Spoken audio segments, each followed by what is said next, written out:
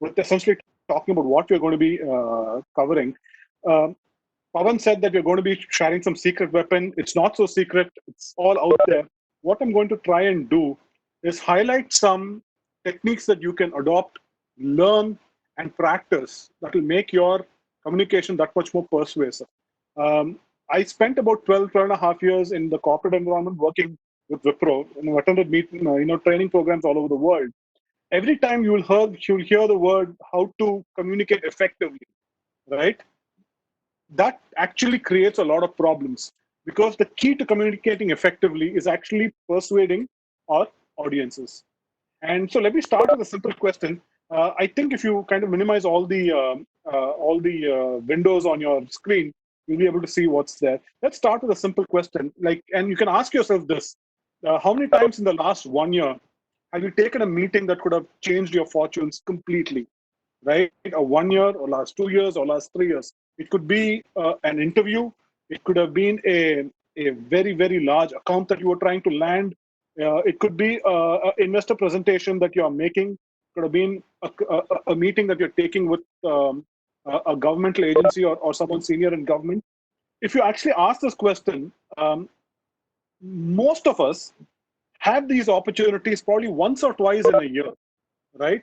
Even though we are constantly meeting and speaking to people, those really, really life-changing meetings, or at least year-changing meetings, don't come along too often.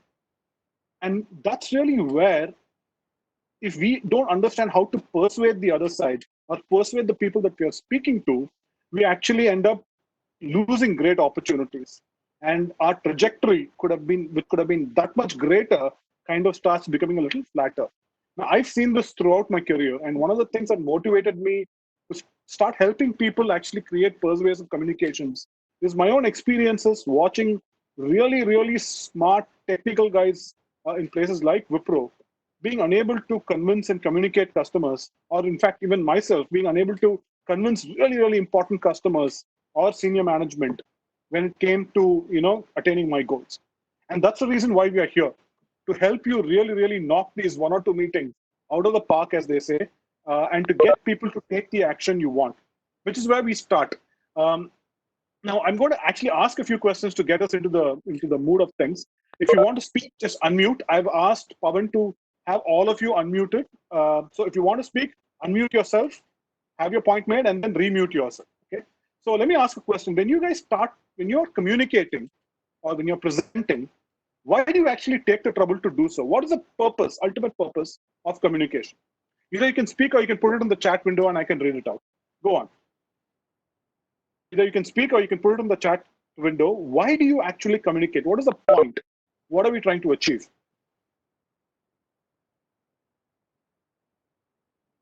Jagan, this is Amit. We're trying to enroll the other person to our idea. We're trying to enroll the other person into the idea. Great. What else?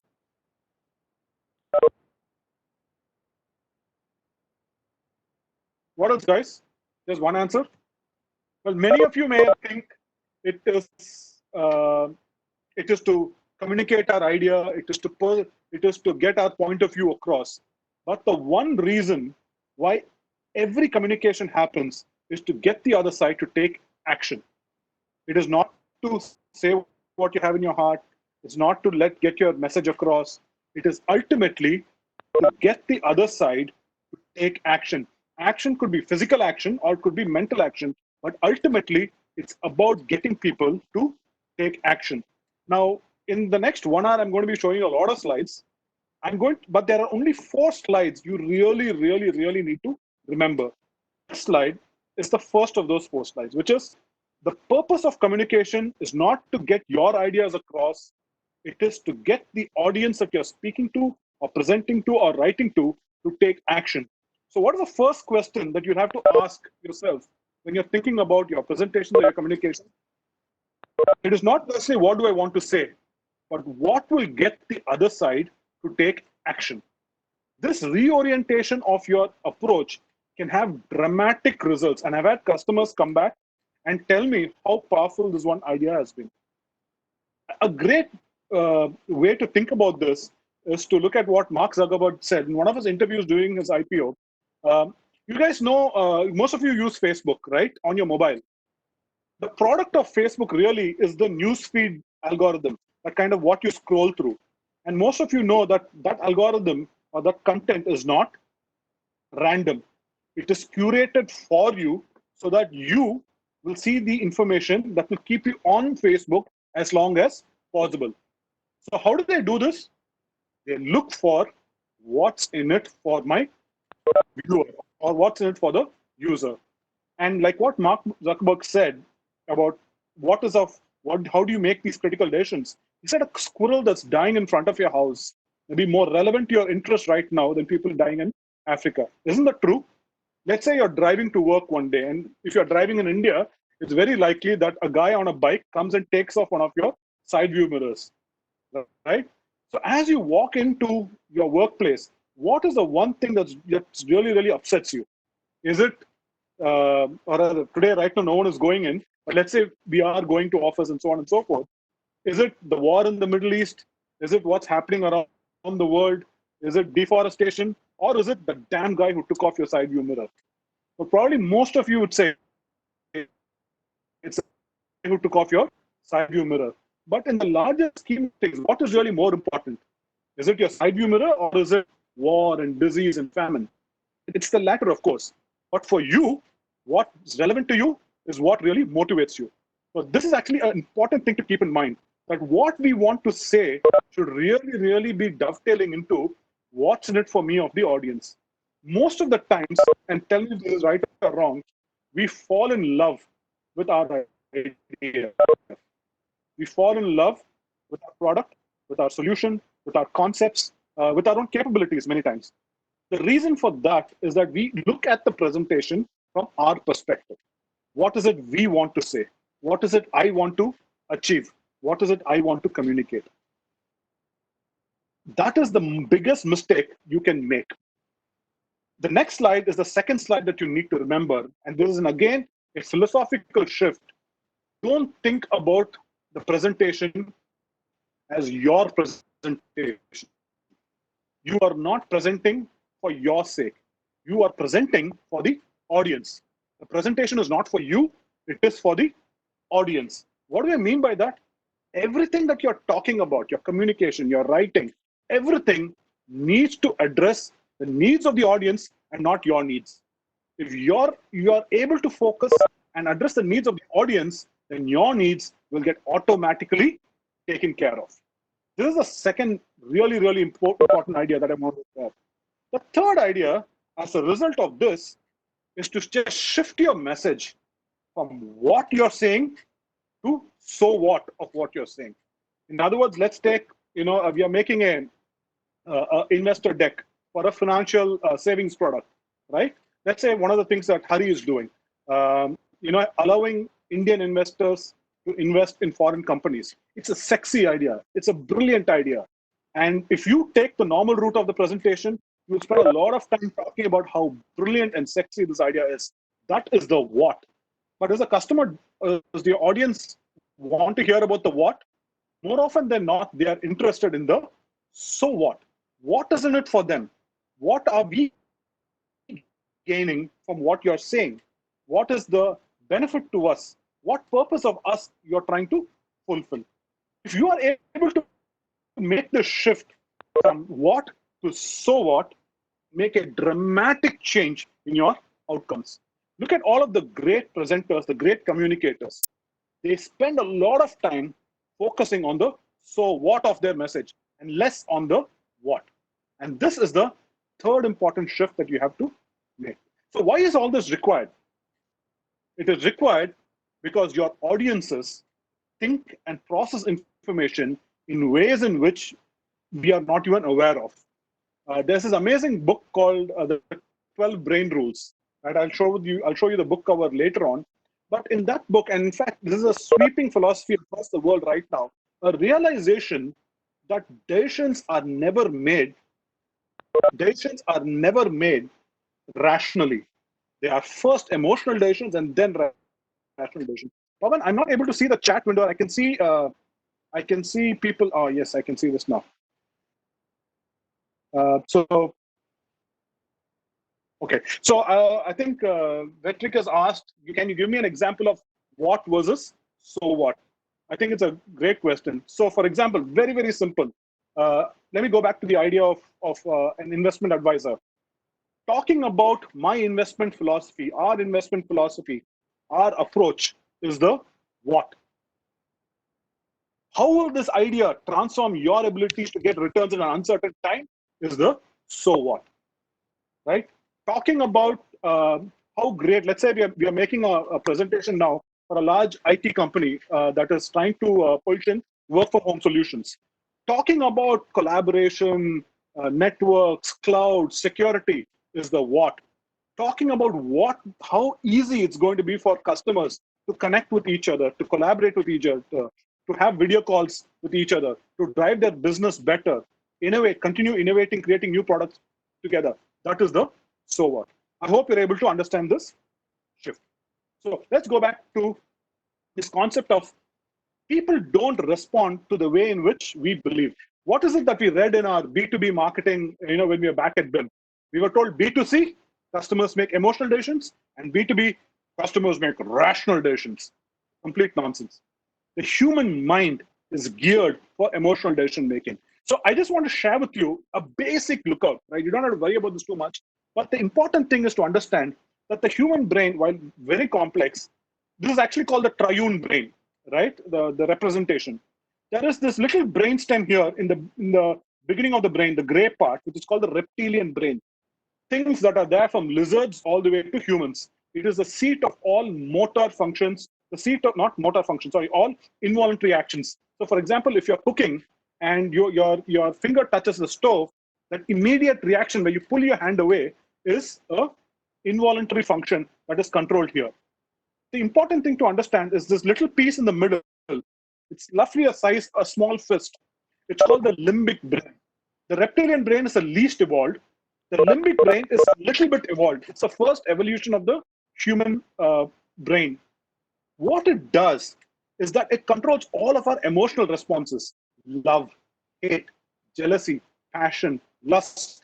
If you're walking around with your wife or your husband, and you see a very, very attractive person of the opposite sex walking by you, you're automatically attracted to that person.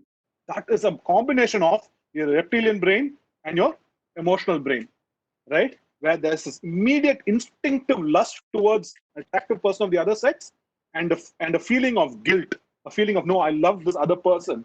That is controlled by the limbic brain. Now, this large section on top of the limbic brain, which kind of sits like a big, thick cup, is called the neocortex or the rational brain. This is what evolved the latest in human beings. Now, why is this important? The limbic brain takes decisions nearly 10 times faster than the rational brain. Let me repeat that. The limbic brain or the emotional brain takes decisions 10 times faster than the rational brain. What does this mean? It means that the first decision most of us take is invariably an emotional decision. I like this sales guy. I like this company. I like Wipro. I like IBM. I like working with, I really like the Audi brand. And then we work backwards very often to rationalize the decision. Most of you in direct sales, that is B2B sales, would have realized this, right? Why do we map customers? Why do we do stakeholder management? We do it so that if people like us, they will give us better quality guidance and coaching, right? So most people take emotional decisions first and then use all of the data and the great points to justify that emotional decision. And other things remaining equal on data, how do they take the decision on? They take it on who they feel more positively inclined towards. They go back to their emotional decision. And so there are 4 ideas I want to share with you in terms of brain rules, right? And these 4 brain rules are at the heart of great persuasion. And the first is to recognize that human decisions are not rational. They are predictably irrational. A guy actually got a Nobel Prize for this. Some of you may have heard of him. This person is called Richard H. Thaler. If you are in HR or if you're in biomedical sciences, Richard H. Thaler is like a rock star of this field. For a very long time, the ideas that I'm talking about were considered to be unscientific, quote unquote, stuff that was peddled by sales coaches. But over several decades and a lot of research, people like Richard Thaler have got great evidence to say that this idea is actually a scientific one. And they say that economists like things neat and tidy, right? There's this big Excel sheet, decisions get made on the Excel sheet, and it's very easy to know what is the input for the necessary output to come. But the reality is that the world is not neat and tidy. Most of us who are in sales know this. When you've lost a deal, it is not because of price or because of capability. It is something that we've not been able to communicate, or some reason our customer is not positively inclined to us, as a result of which the deal has gone to somebody else. I'm just checking the chat window for some questions. All right. Right. Oops. And this is a great example. This is a very simple example. Most of you would have seen it in your life before. There are two black circles, a black circle A and a black circle B.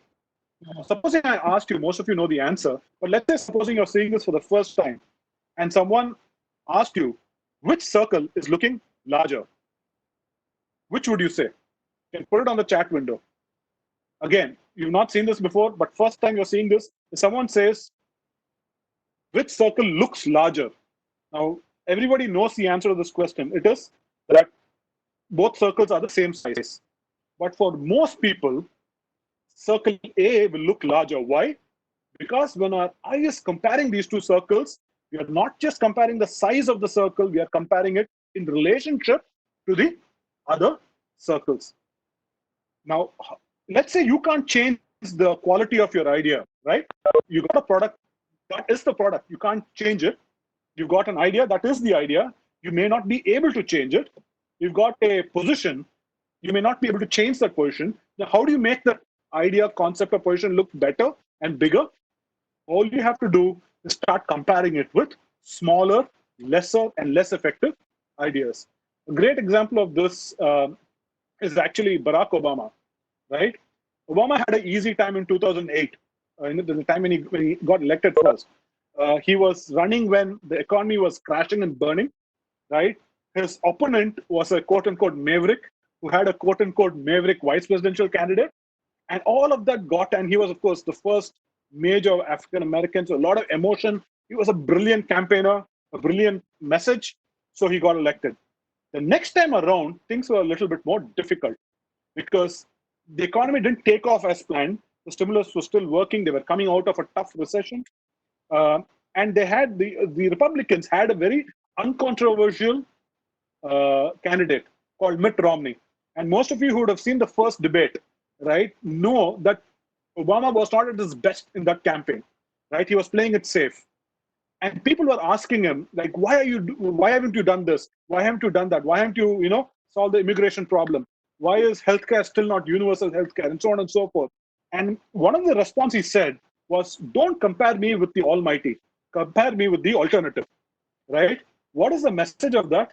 Is that when you're evaluating me, don't evaluate me in a blank space or evaluate me with God.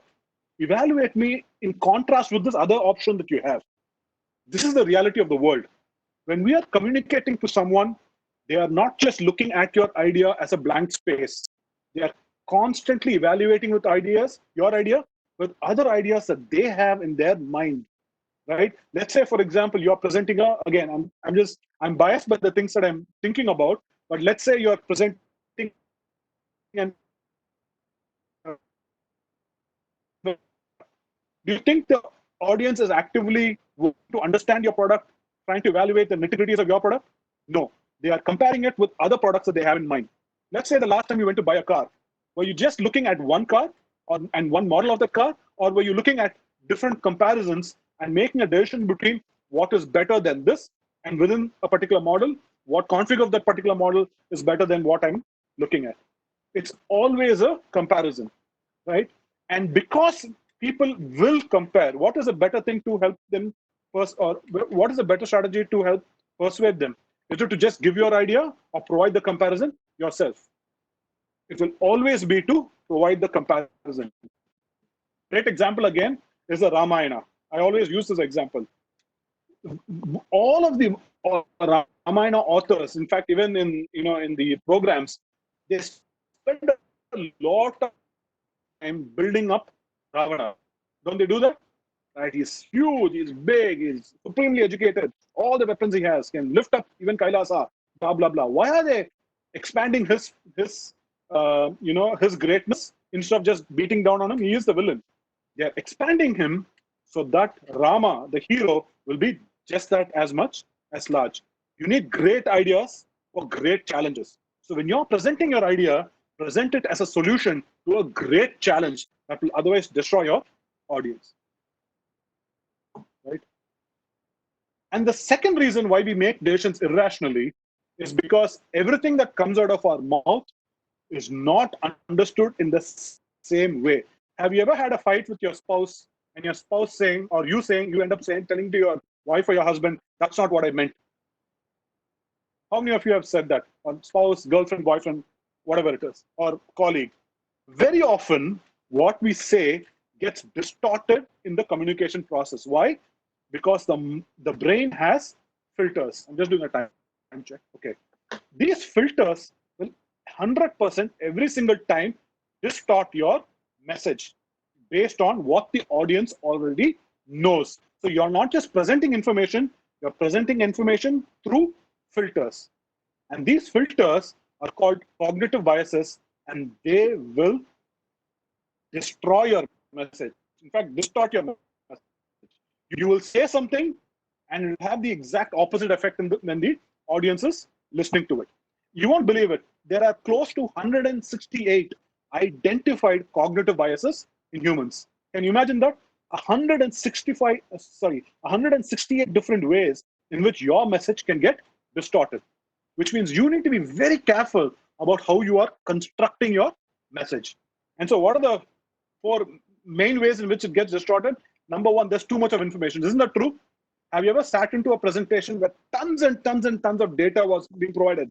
What do you do to simplify that understanding? You will take that information and you'll try and chunk it. You'll say, what are the 3 or 4 big ideas? And those big ideas, you'll start evaluating. This happens. So what is a better thing? To give all the information or to chunk your information into 3 or 4 smaller ideas? It is always better to break information down into smaller, manageable ideas. The second thing is too little information. We don't give 100% of all the information the audience needs to take a decision. Isn't that true?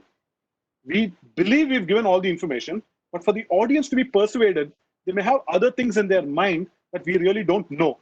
So what they do, they fill in the gaps based on what they know, and so on and so forth. People will continue to actively engage with your message to try and understand it, which means your message must be as simple as possible, and it should try and connect with what the audience already knows. So if you are presenting, let's say you are presenting to an extremely technical audience, you need to be able to connect at the technical level. If you're presenting to top management, you need to be able to change your message in terms that the audience understands. Otherwise, it will get totally distorted.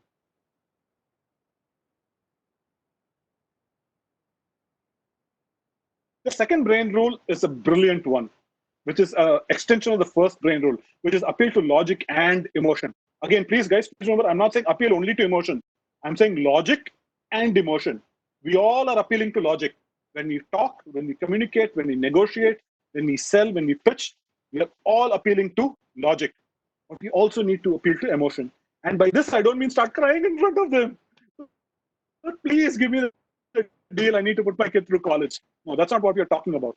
What we're saying is to recognize that every time somebody is asked to make a decision, whether a right decision or wrong decision, there is a persuasion wall that prevents any action.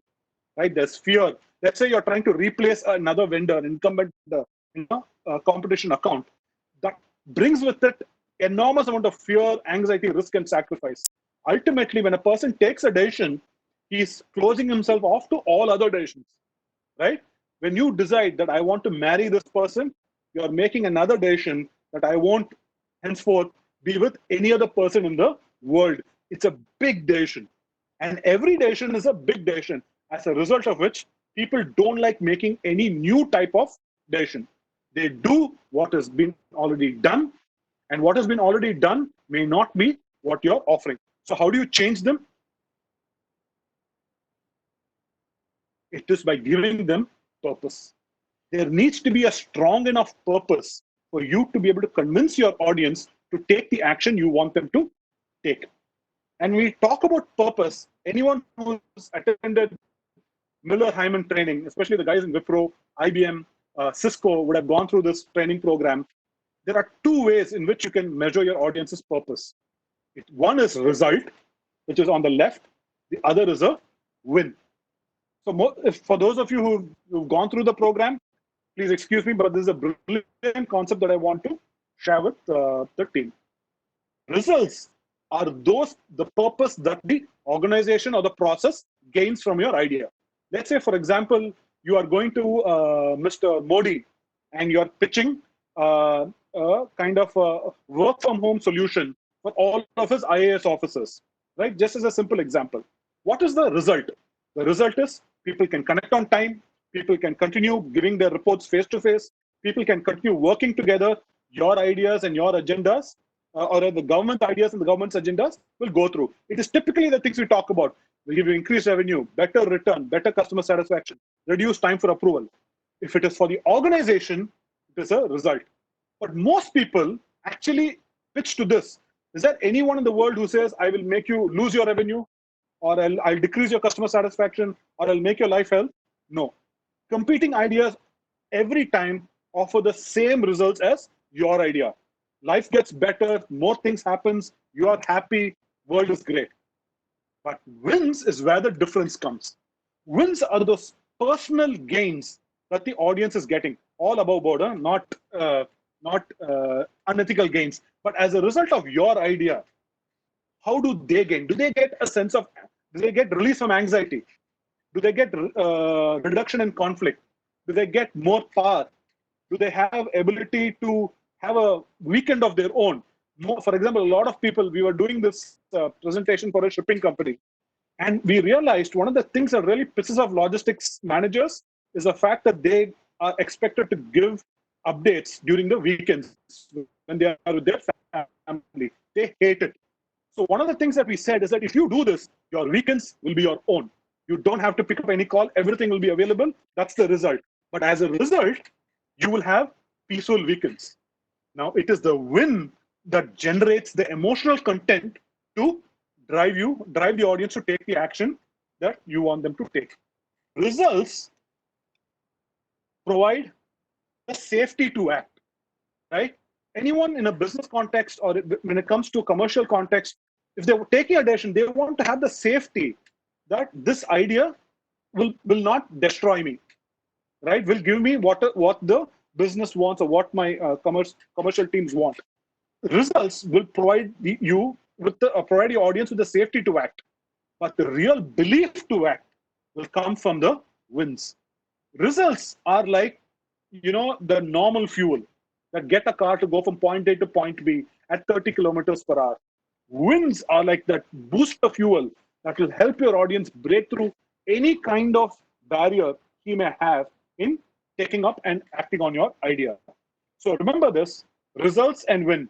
Results are about the organization, better revenue, lower costs, meeting organizational objectives.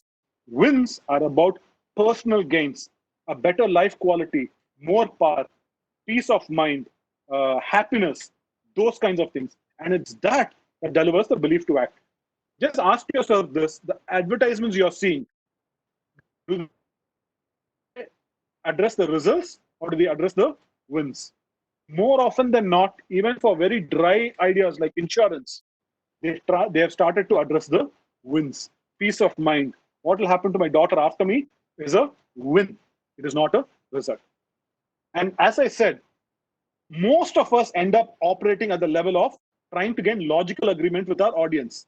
Yes, I'll give you this, I'll give you that. Here's the process, ISO certification, Six Sigma. I'm sorry, I've got Amit Puri on my screen, so I'm kind of regurgitating all of the Wipro talking points. But it could be anything. It could be better returns. It could be safety. It could be security. We are always operating at the last two levels. Where do the real leaders operate? Where does the Steve Jobs of the world operate? Where do the Donald Trumps and the Barack Obamas of the world operate? They operate They are appealing to a sense of authority. They're appealing to a sense of self-interest, elevated level of self-interest, not the basic self-interest. And most of all, they're appealing to a sense of identity. Identity is your ultimate superpower, right? How does the audience's, there's a question, how does the audience personal social style work when it comes to persuasion pyramid? This is exactly what I'm saying. His personal social style is an identity. In 2010, we were starting to talk, and I was in Wipro then, we were starting to talk about cloud computing, just early days, right? And I realized that one of the reasons how, the Accentures and the McKinsey of the world got into the room was positioning their entire pitch as what do the best CIOs in the do when it comes to cloud computing. And guess what? They got 100% of their meetings because every CIO wanted to identify themselves as the best CIO, or at least they wanted to have, they aspired to that identity. When you are communicating an idea, don't communicate at this level. This is logic, data, fact, safety. The real superpower is communicate to the identity, either the current identity or the aspired identity. Let's say you are presenting to, yes, Uttara, please unmute and ask your question.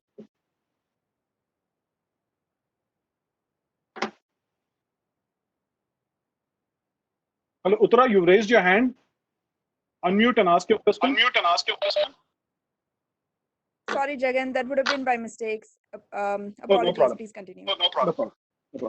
So, for example, let's say again you're speaking to Mr. Modi. What will you pitch your ideas as? You'll pitch your ideas as a way of a self-sufficient Bharat. Atma Nirband something, right? I don't know the exact Hindi for it, but you'll pitch it as a way to achieve a self-sufficient idea and saying that the best leaders of India will make this decision. You are shamelessly appealing to their sense of identity.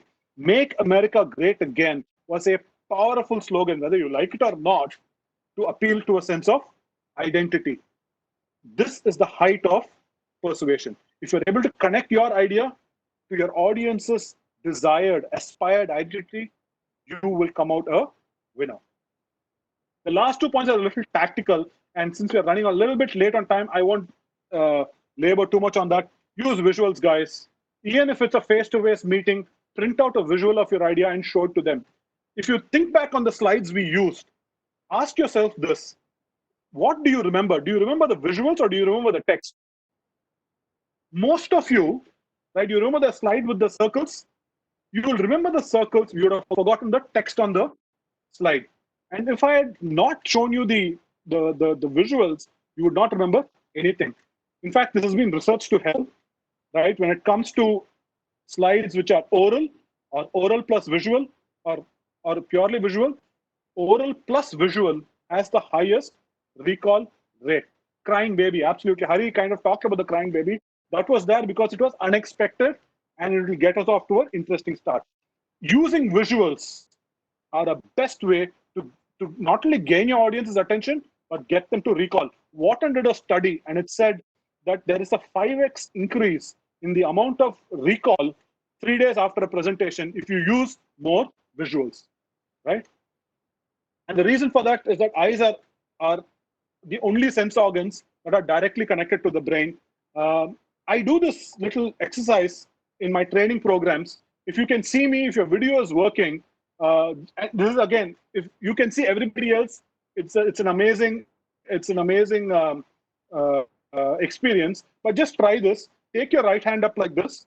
Most of you who have done a DUI test will know how to do this. Take your right hand up like this. Arvita, I will answer your question after this exercise, right? Take your right hand up like this and touch your chin. Have you touched your chin? Now, let me ask you a question. How many of you have your hand on your cheek and not your chin? Right? When I do this live, practically everybody has got their eye on their cheek.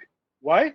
Because the eye is the sensory organ that is directly connected to the brain. And as a result, it processes information nearly 50, 60,000 times faster than the ear or any other sense organ. So use visuals as much as possible. Arvita, absolutely use icons. My one request, as much as possible, avoid using bullet list. right? I think the people who have seen my presentations will know how much I hate using bullet lists. As much as possible, use icons to replace bullets in your presentation. And if you want to know where to find icons, I will just type it out here. Now, there's a site called Noun Project, or just Google Noun Project, all right? I don't know the exact site name. Noun Project. It's the best site in the world for icons. So all of it is available. A lot of it is free. Okay. So again, you guys know this left side, right side. The left brain thinks only in text. It's a very highly evolved part of the brain. The right brain thinks only in images, motion, color, and so on and so forth. The left brain can't connect with your emotional brain. So what does it do? Your brain converts all text into images, pictures, and words, and then it connects to an emotional brain. When you're reading a book, Harry Potter, for example, what is actually happening in your brain? You are converting the text into images. That's why movies can never measure up to the book. The last rule is, of course, the obvious one, which is respect the limit of the working memory. How many telephone numbers do a lot of you remember? Just ask yourself this. How many of you remember at least 5 telephone numbers, mobile numbers by heart? I will be very, very surprised if most of us remember even 5 telephone numbers. That's the world we are living in today. Ask yourself this. How much are you presenting in your presentations? How much content? Enormous amount of content. As a result, most of our presentations, most of our communication is actually going to waste. And this is what we do in presentations. We take everything we want to say and we just puke it on top of the audience. We need to change because we assume that this is how the memory works, right? That there is one person speaking to another person, and when all of that we are saying goes directly in the mind of our audience. But in reality, this is what happens. Everything we see is registered for a brief second. Naveen is saying, our senior management loves to see the bullet point. Executive summary is yes. Naveen, customer, your presentation is not for us, it's for the customer. If they like seeing bullet points, please use bullet points. Presentation for a meeting is not a report in itself. We write reports all the time. The moment we start changing bullet points into visuals, in terms of diagrams, in terms of icons, people start loving that even more. Remember, people don't know what they want. So try and show them something different. If it works, great. Otherwise, go back to the old method. Okay, how does the memory work? Everything that we see is kind of registered for a nanosecond. It's like when you're driving on a road. If you remember what it was to drive on a road, everything registers in our mind for a millisecond, a nanosecond. But the things we remember are only things that are of real interest to us. For example, if we saw a Ferrari, if you saw Sachin Tendulkar, or if we saw a famous actress, we'll remember that. We'll forget everything else very quickly. If you want to get your ideas into the long-term memory of your audience, you have to get through a working memory, which is basically acts like a filter, right? It acts like a small neck of a large pot, right? If you want your message to get through, you have to get your message, through this small little mouth. And the 2 basic thumb rules for this is something called as the rule of 3. For example, my telephone, all of our mobile numbers have 10 digits each, right? How do I actually remember my number? I'll say 91103, 98203, 91103. I would have split it up as 2 chunks. Think about yourself. Do you remember 10 separate numbers, or do you remember a pattern of 2 or 3 numbers? More often than not, it will be a pattern of 2 or 3 numbers. Our mind is actively trying to chunk information, a lot of information, into groups of 3 or 4. Right? You would have experienced this when you're, let's say, booking something, or when you're calling a call center. They will ask you for your number, and when they repeat the number, if they change the pattern, you will have to mentally think and confirm, even though it's your number, right? So the mind automatically starts chunking in groups of 3 or 4. Its limit is 3 to 4 new pieces of information at a time. Sandil, I got your question. I will show you the books to read for this in a few slides, right? So if you have 10 ideas to provide. Chunk them into 3 ideas, 3, 3, and 1. You will have to create that wrap to say, I'm not going to tell you a lot of things. I'm going to tell you one thing, one idea. And that one idea has 3 sub-ideas. When you're presenting like this, your audience says, okay, this is easy to remember. I'll remember this. And they're actively trying to be with you in the presentation. And once you've got that, please remember, each chunk can't be for infinity. You have to limit it between 10 to 15 minutes. If you're saying something extraordinarily interesting, like, for example, if you're communicating to your employees the next payroll package, even then, they'll only listen to you for 15 minutes. Otherwise, remember, each chunk only present for 10 minutes. Guys, I see a few questions. I will come to them once we've just completed in a few minutes. So once you've chunked the information, it's like eating a chocolate. How will you eat this chocolate? You won't put the entire thing in your mouth. You'll start breaking off bits and eating it one by one, which is essentially what you have to do. You want to get this entire chocolate in, but if you do it in one go, it won't work.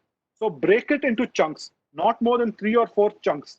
And once you've done that, you can then start feeding your audience one by one. So guys, I'm at the end of my presentation. We've seen that you understand that how the brain works. Earlier, you may have thought that if I just give the facts, if I just give the data speaks for itself, right? Then the audience will be convinced. Well, I'm sorry to say that's not true.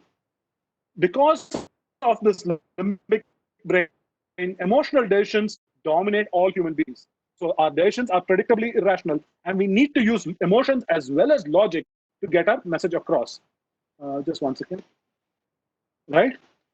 And since our rational thinking brain has a limit, we need to limit all of our ideas to 3 to 4 ideas at a time.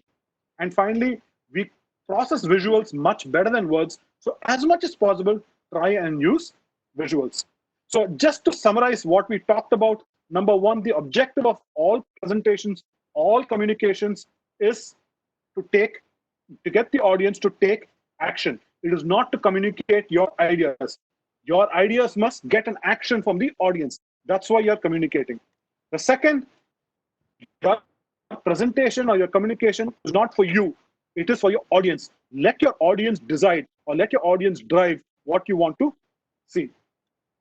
And what persuades your audience? It is not your logical content. Your logical content only takes you past the gatekeeper. If you want your audience to choose you and choose your ideas amongst other ideas, you need to give the emotional arguments, which are called the wins. What's in it for them as an individual, not an organization or a process or as a leader, but as an individual, what does it mean for them? That will give them the belief to act, and therefore and they will actually start liking you a little bit more if you start talking to them more about the wins. And finally, the golden rule: stop presenting the what, or at least stop leading with the what and start leading with the so what. Right? Again, guys, the books that have, once I complete this, another 2 slides, I will go back, we'll just review the chat, and we'll answer all the questions. Some spectacular books to read. The Brain Rules is one of the most brilliant books about how we remember, how we process information. This is what your audience is going through. So please just try and see if you want to get through this. Another superstar book, this guy, Robert B. Cialdini, is like, is like the Sachin Tendulkar of persuasion. He is brilliant. This is his first book, written, I think, in the 80s or 90s. It talks about the 6 tools that you can use to influence people and persuade them. And the last one is a little bit more tactical, but it's brilliant, because once you got your overall idea, yes, money, all ebooks available. Once you've got your overall idea, communicating that idea in a way that people remember them is really, really important. So Made to Stick will give you the success framework, 6 brilliant tactics to get your ideas to stick in the mind of the audience. Again, guys, why do I talk about this, and why am I passionate about this? It's very simply because I've seen way too many people not get their careers stalled out because of their inability to communicate their ideas persuasively and effectively. Right? I would say effectively. When you're presenting an idea, people should remember you, and along with that, your idea. They'll forget the details, but they'll remember the way you made them feel. And that is how people make decisions. I love this. When I take a training program, people kind of come back and tell me how it went.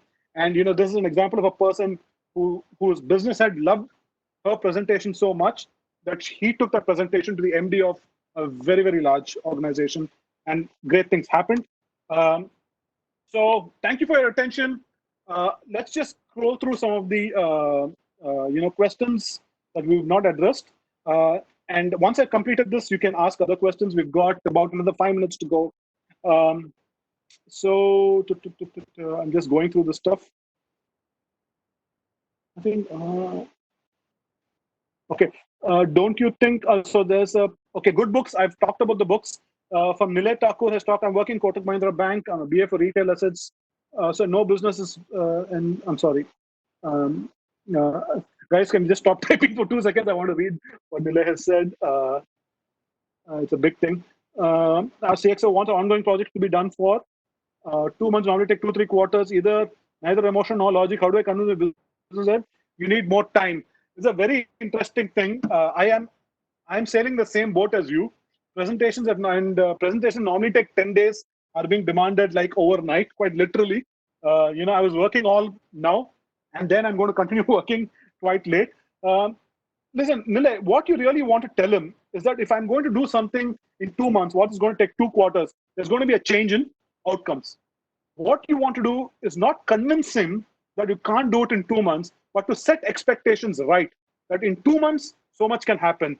In 2 to 3 quarters, so much can happen. So let us start with something in 2 months and then build upon it for the next 2 or 3 quarters. I think he will appreciate your honesty and your frankness. I would suggest you do that instead.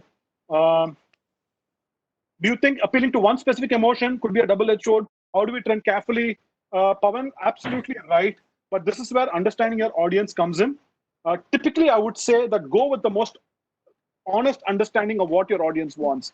And if you're in sales, that means you have to spend time with your customer to get to know what motivates them. If you don't have the opportunity, ask yourself, typically, people in this position, what is it that they want? People typically want better results, lower hassles, lower uncertainty, and they want some part of their life to be their own. Appeal to these are generally things that work. I'm just going through this. Can you repeat Ramayana example? We're almost running out of time. Arvita, if you can call me up after this, I'll tell you the full story. Essentially, what we're saying is that Jagan, there are a lot of people wanting to extend the session more on Q&A. If you are okay with that.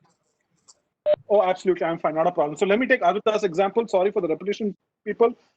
I'd given one example of Ramayana where I was saying that you require, in order for your idea to really stand out, you want to compare your idea with other ideas.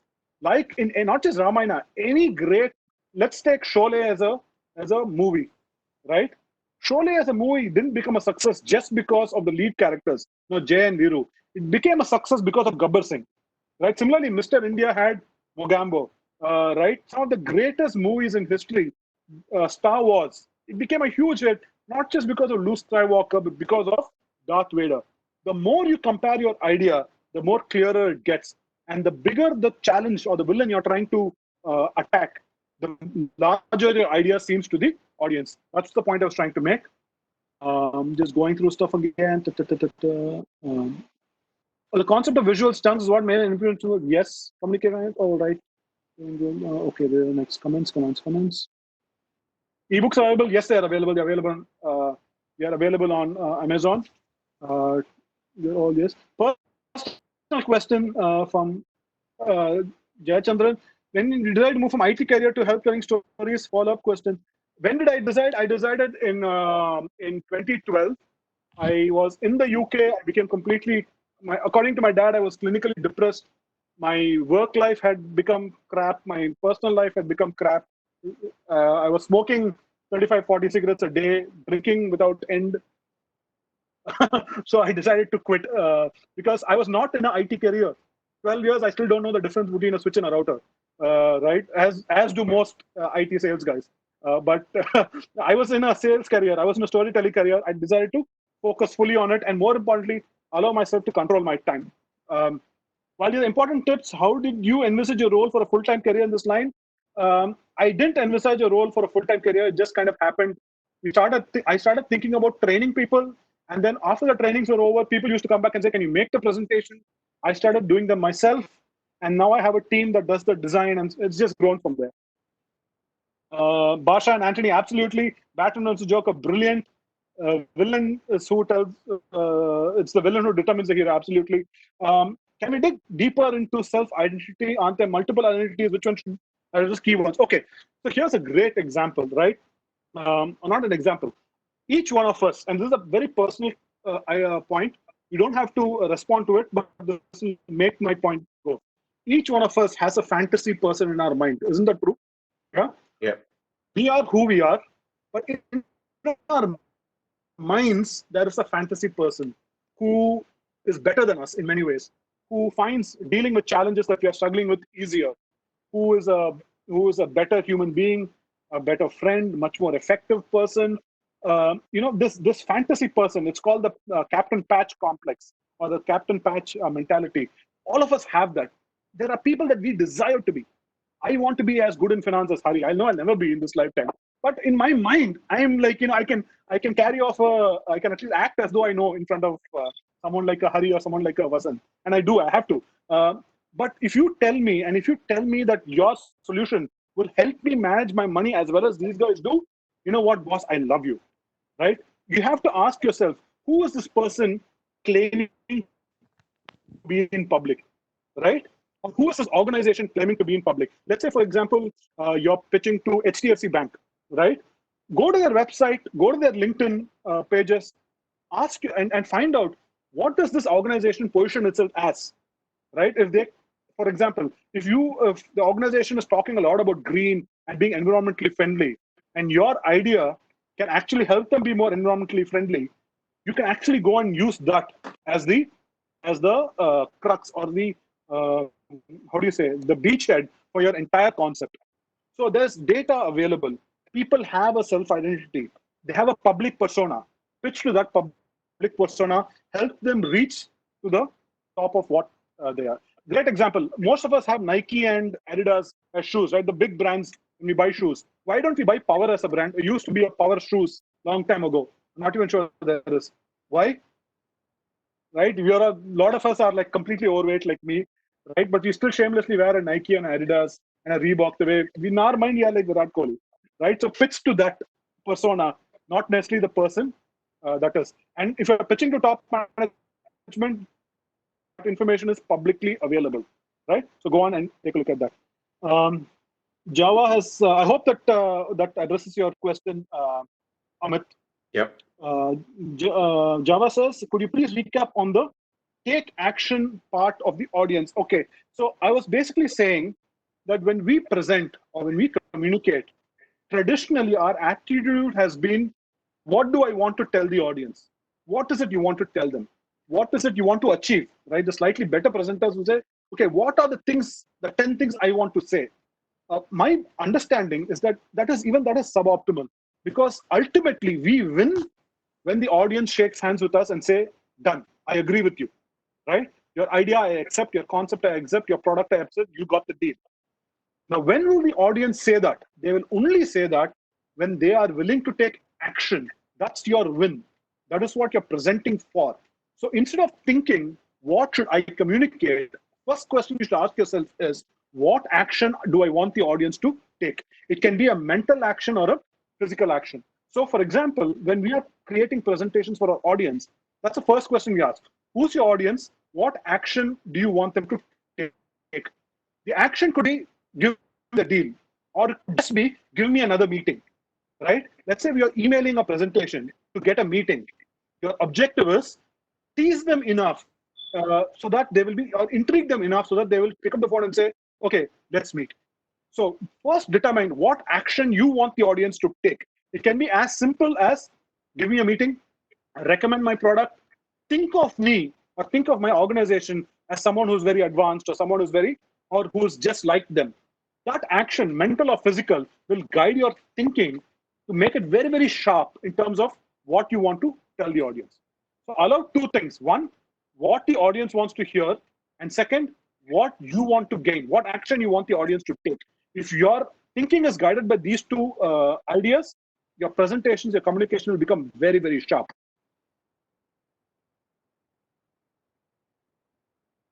Okay. Siddharth, I hear you, right? At the end of my Wipro career, I asked myself how many presentations I actually remember. I would have made hundreds of them, and I could actually only remember 2 presentations, which really, really connected. That was my spark actually to find out more about what works and what doesn't work.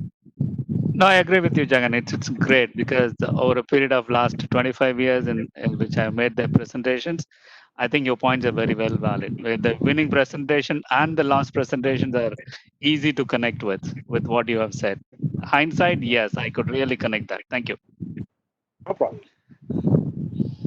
Okay, team. So, any more questions, or shall we invite?